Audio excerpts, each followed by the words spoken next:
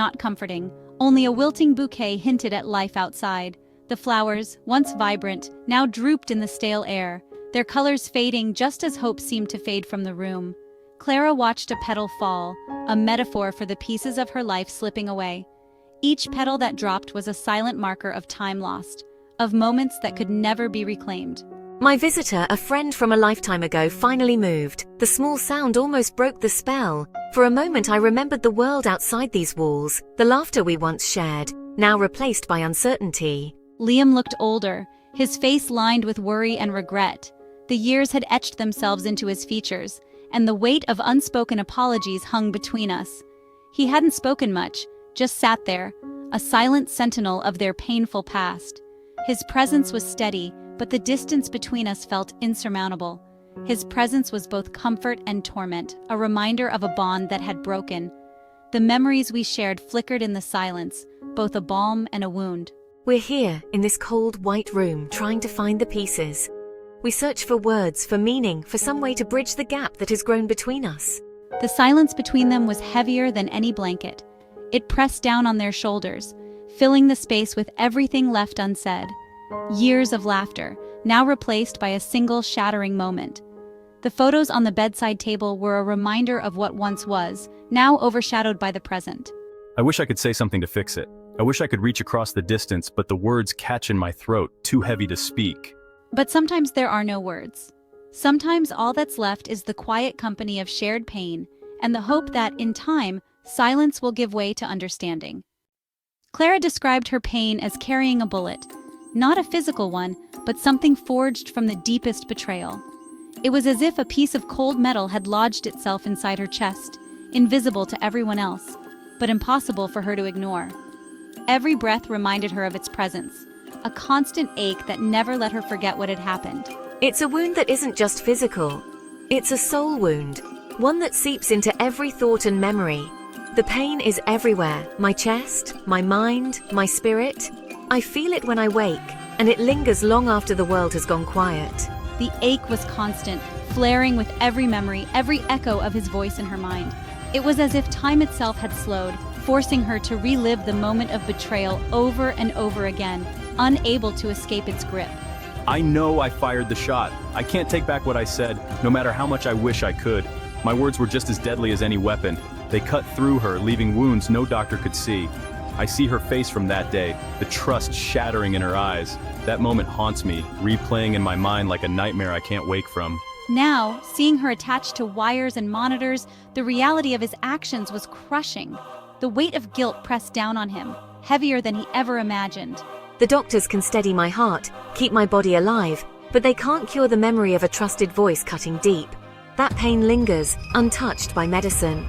The bullet in her heart was made of his betrayal, a wound that no surgery could remove, no apology could heal.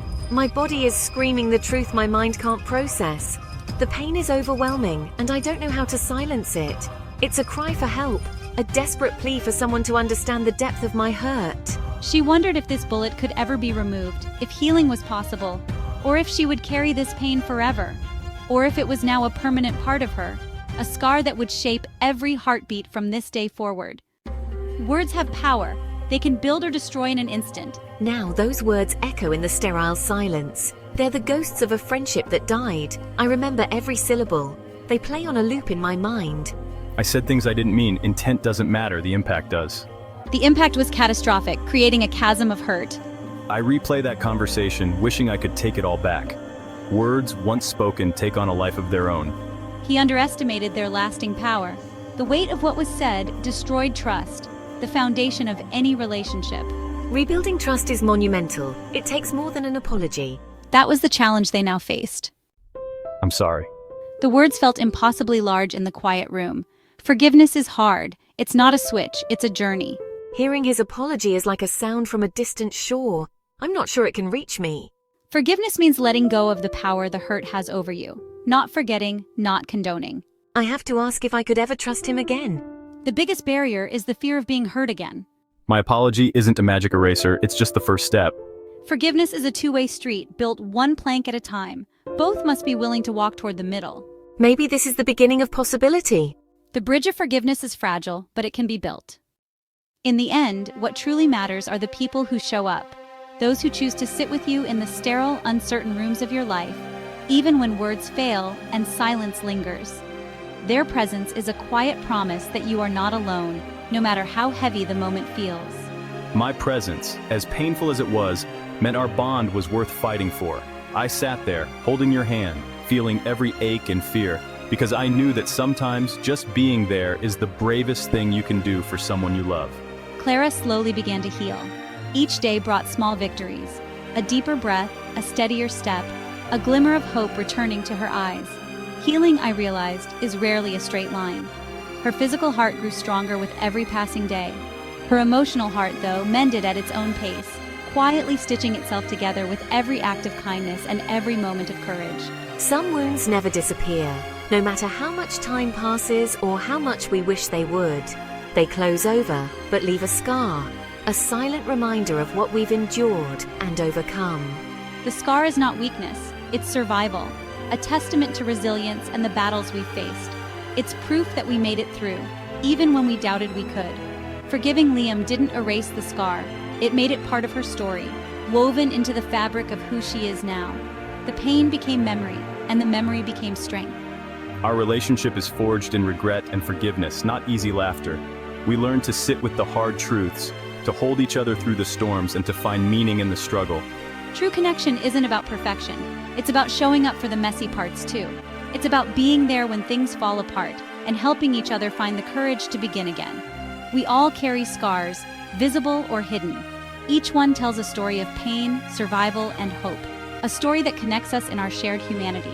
They teach us compassion and strength, reminding us that vulnerability is not weakness, but a source of deep connection. My scar will always remind me of the bullet I carried and that I survived. It's a mark of pain, but also of endurance, and I wear it with quiet pride. Even after betrayal, a new chapter of healing and wiser love is always possible. The scars we carry forward become the maps that guide us toward a future filled with hope, understanding, and the promise of new beginnings.